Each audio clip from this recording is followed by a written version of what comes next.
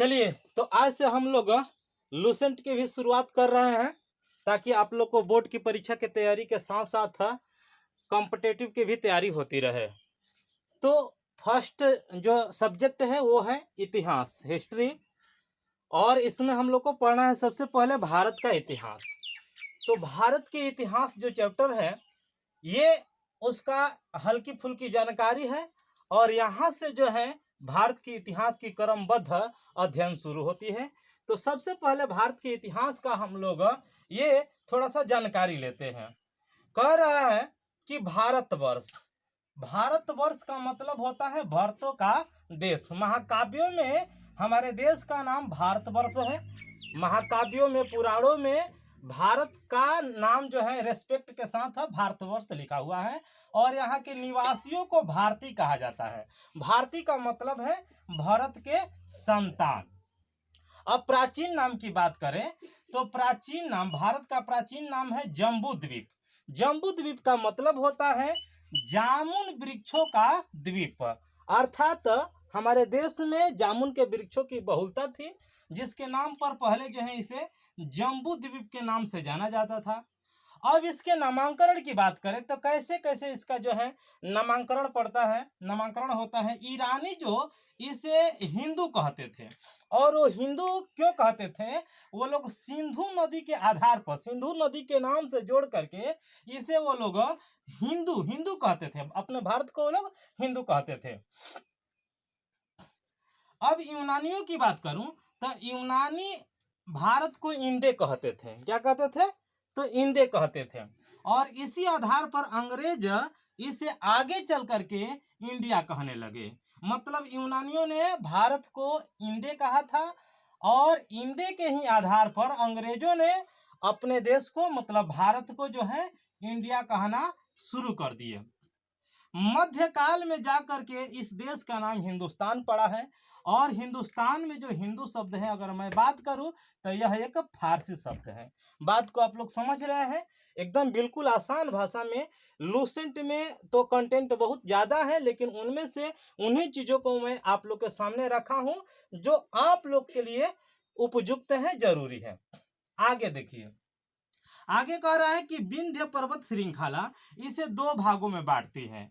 भारत को दो भागों में बांट देती है विंध्य पर्वत श्रृंखला। वैसे कर्क रेखा भी बांटती है दो भागों में, लेकिन विंध्य पर्वत श्रृंखला इसे दो भाग में बांटती है। तो कैसे दो भाग में होता है? इंडो यूरोपीय परिवार, उत्तर भारत में जो होते हैं इंडो यूरोपीय परिवार की भाषाएं बोलने वालों की बहुमत है, मतलब बहुलता है। उत्तरी भारत में जो है इंडो यूरोपीय परिवार के भाषाएं बोलने वाले लोग रहते हैं, और वही दक्षिणी भारत की मैं बात करूं तो दक्षिण भारत में द्रविड़ परिवार की भाषाएं बोलने वाले लोगों की बहुमत है, मतलब संख्या उनकी क्या है? अधिक है। यहां तक से आप लोगों को समझ में आ गया? अब देखिए, इतिहास को अध्ययन की सुविधा के लिए इसे तीन भागों में बांटा गया है। मतलब भारतीय इतिहास को अध्ययन की सुविधा के लिए तीन भागों में बांटा गया है। कौन कौन से भाग? तो पहला हो गया प्राचीन भारत, दूसरा मध्यकालीन भारत, तीसरा आधुनिक भारत। प्राचीन भारत का मतलब, प्राचीन भारत को आप प्राचीन इतिहास, मध्यकालीन इतिहास, आधुनिक इतिहास भी कह सकते हैं। अब देखिए, प्राचीन इतिहास में हम लोग को क्या पढ़ना होता है? अतीत से लेकर के 8वीं शताब्दी। अतीत का मतलब जब से हम लोग इतिहास पढ़ना शुरू कर दिए, मतलब हड़प्पा काल से ही, जब से इतिहास का प्रमाण मिलना शुरू हुआ है, तब से लेकर के 8वीं शताब्दी का मतलब है लगभग 750 ईस्वी तक।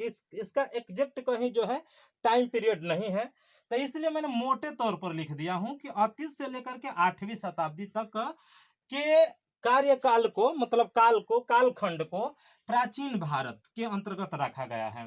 आगे जो है मध्यकालीन भारत, 8वीं से 18वीं शताब्दी। देखिए आपको याद करने में कितना सहूलियत होगी।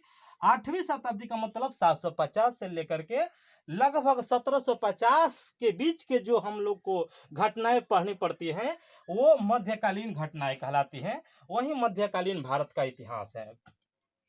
आधुनिक भारत के अंतर्गत 18वीं शताब्दी से लेकर के अब तक कि जितने भी हम लोग घटनाएं पढ़ेंगे, इतिहास पढ़ेंगे, वो सभी के सब आधुनिक भारत के अंतर्गत आता है।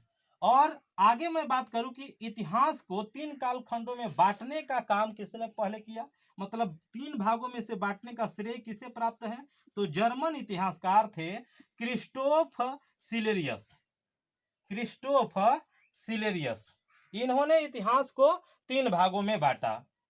और इनका जन्म की मैं बात करूं तो 1638 ईस्वी में इनका जन्म हुआ था और 1707 में इनकी मृत्यु हुई थी। मतलब 1638 से लेकर के 1707, 1707 ईस्वी इंपोर्टेंट है क्योंकि औरंगजेब की भी मृत्यु 1707 में हुई थी।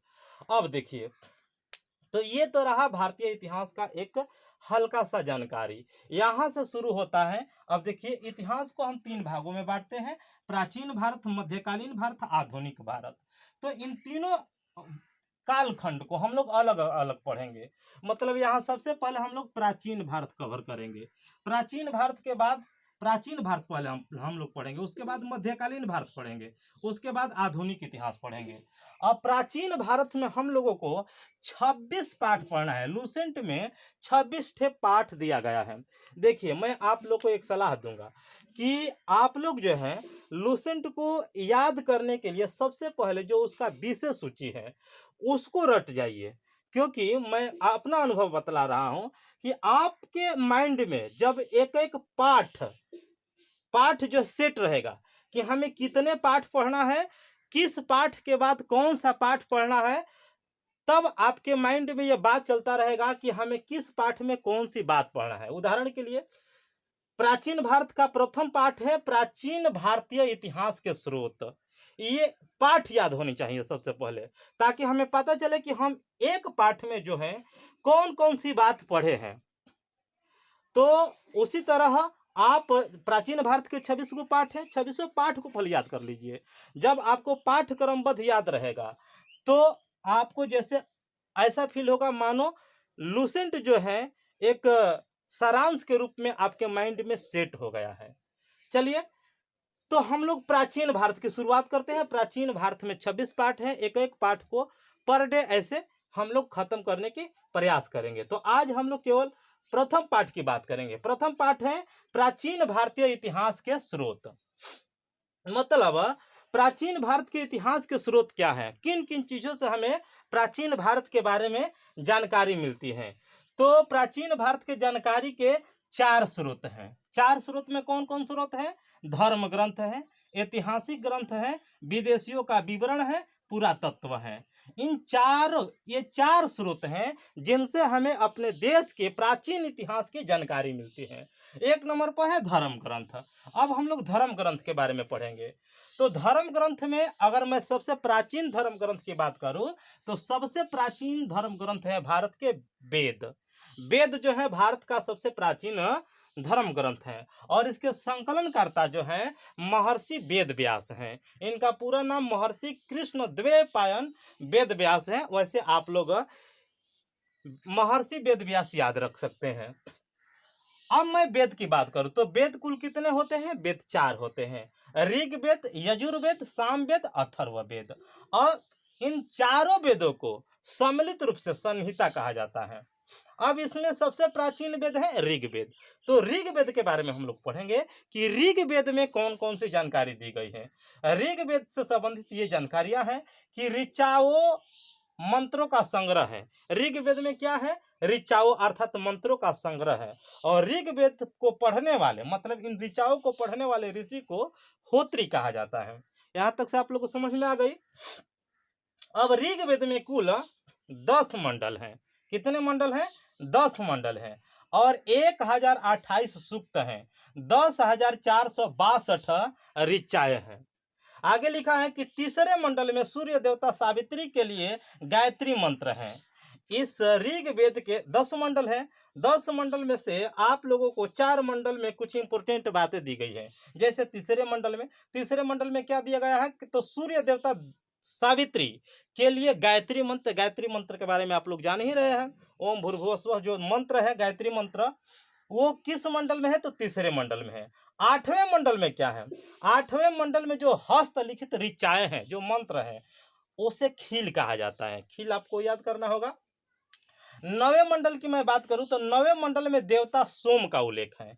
देखिए ये सब जितनी भी जानकारियां है इंपोर्टेंट जानकारी है, आप लोग को याद करना ही पड़ेगा।